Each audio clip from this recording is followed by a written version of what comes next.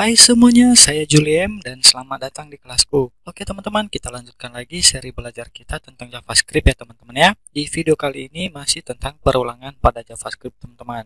Setelah pada beberapa video sebelumnya kita telah belajar yang namanya perulangan for, repeat, dan for each ya teman-teman ya. Yang mana perulangan tersebut termasuk ke dalam kategori counted loop ya teman-teman ya. Yang jenis perulangannya itu jelas ya teman-teman. Kita tahu data atau banyaknya data yang diperulangkan itu ada berapa. Nah itu jelas ya teman-teman ya. Makanya jenis perulangan tersebut termasuk ke dalam kategori counted loop teman-teman. Di video kali ini kita akan berkenalan dengan jenis perulangan yang termasuk ke dalam uncounted loop teman-teman ya. Nah, apa aja itu? Di sini ada yang namanya while ya teman-teman ya. Seperti ini, kemudian ada do while teman-teman. Nah, seperti ini. Nah, jadi while dan do while ini merupakan jenis perulangan yang termasuk ke dalam uncounted loop teman-teman ya. Nah, saya ulang lagi. Jadi uncounted loop itu jenis perulangan yang tidak jelas ya teman-teman ya. Kita tidak tahu seberapa banyak data itu di looping teman-teman. Tapi teman-teman, si while dan do while ini juga bisa kita ubah menjadi counter loop teman-teman ya. Untuk contohnya nanti saya akan berikan teman-teman ya,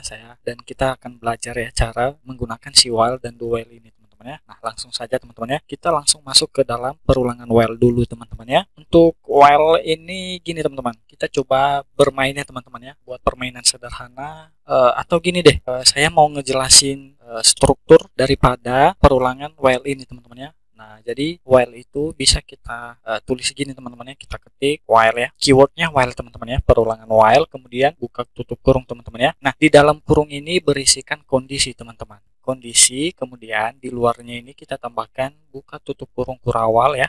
Yang di dalamnya ini berisikan statement seperti ini teman-teman ya. Jadi, kalau kita menggunakan perulangan while ini teman-teman, pastikan kondisi yang kita berikan ini bernilai true ya teman-teman ya. Jika kondisinya bernilai true, maka kode-kode atau statement ya, saya sebutkan statement aja teman-teman ya. Statement yang kita berikan di dalam ini akan dieksekusi oleh si while-nya teman-teman ya. Nah, saya ulang lagi ya. Jika kondisinya true, maka statement yang ada di dalam ini akan dieksekusi oleh si while-nya teman-teman. Tapi kalau kondisinya bernilai false, maka statementnya tidak akan dieksekusi. Oke, paham kan teman-teman? Oke, nah sekarang kita coba ya. Coba kita buat perulangan uncounted loop ya teman-teman dengan menggunakan while ini. Untuk menerapkan contohnya kita coba buat sebuah permainan gini aja deh. Kondisi pertama di awal saya buat di sini kondisi yang nilainya true. Jadi kondisi ini nilai awalnya ini true ya teman-teman ya. Nah, kita uji di sini. Kita masukkan kondisinya di dalam sini teman-teman. Kemudian statementnya saya mau buat di sini variabel pertanyaan seperti ini, isinya window, oke, window prompt. Nah, seperti ini teman-teman ya. Yang isinya saya mau buat tahun berapakah Indonesia merdeka. Oke, seperti ini teman-teman ya. Kemudian di sini saya mau buat juga variabel jawabannya 1945 teman-teman ya. Jadi Indonesia itu merdekanya tahun 1945 teman-teman. Nah, di dalam ini kita uji teman-teman ya. If jawaban, salah-salah teman, harusnya begini aja biar lebih. Ini saya buat jawaban aja. Jawaban, kemudian di sini jawaban. Jika jawabannya sama dengan 1945 teman-teman, maka munculin window alert, jawaban Anda benar. Oke, seperti ini teman-teman ya. Tapi jika jawabannya salah, maka munculkan window alert. Oke, di sini jawaban Anda salah. Kemudian di bawah ini saya mau munculin konfirmasi lagi teman-teman ya. Window confirm seperti ini. Oke, saya mau ngisi, mau diulang lagi, mau dicoba lagi seperti ini teman-teman ya. Nah, seperti ini. Ini saya mau simpan di dalam sebuah variabel deh. Di sini, nah saya simpan variabel ulang seperti ini ya. Kemudian saya menguji if ulang sama dengan false ya, maka si kondisinya sama dengan false. Biar berhenti nanti perulangannya teman-teman ya. Ketika dia ngeklik cancel atau batal teman-teman. Begini aja teman-teman ya. Coba teman-teman ikutin. Kemudian kita save ya dan kita lihat hasilnya di browser ya. Nah, teman-teman lihat muncul ya prompt-nya teman-teman ya. Di sini katanya tahun berapakah Indonesia merdeka? Jika jawabannya benar 1945 ya, kemudian kita okekan, maka alert atau statement ini yang akan dieksekusi teman-teman ya. Jawaban Anda benar. Oke. Terus kita oke kan. Nah, kemudian dia masuk ke statement berikutnya yang ini teman-teman ya.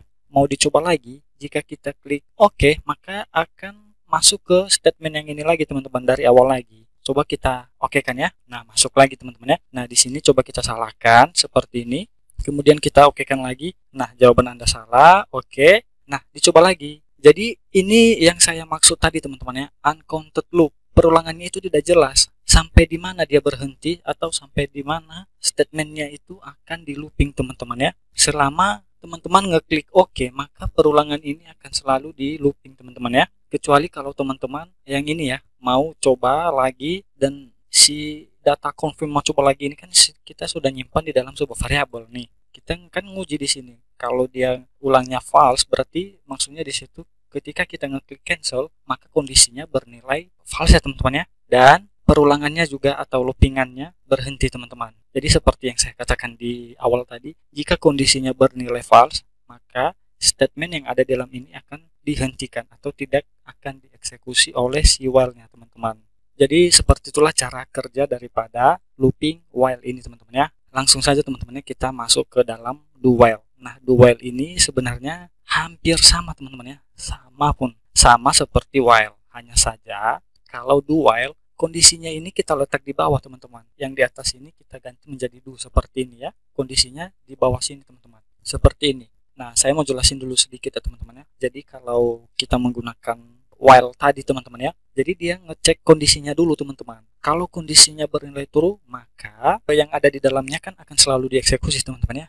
Berbeda dengan do while ini teman-teman. Dia ngeeksekusi statementnya dulu, baru dia ngecek kondisi teman-teman. Jadi kebalikan daripada while itu teman-teman ya. Nah, jadi itulah perbedaan daripada while dan do while. Walaupun sebenarnya kondisinya ini bernilai false teman-teman ketika kita memakai do while, statementnya akan selalu bukan selalu sih teman-teman, akan dieksekusi dulu sekali ya, dieksekusi dulu sekali baru dia ngecek kondisinya. Nah, kalau kondisinya bernilai false maka berhenti langsung teman-teman ya, tidak akan ngulang lagi. Nah, jadi seperti itu. Coba kita tes ya teman-teman ya. Nah, untuk di awal ini kondisinya kan bernilai false ya teman-teman ya, false ya.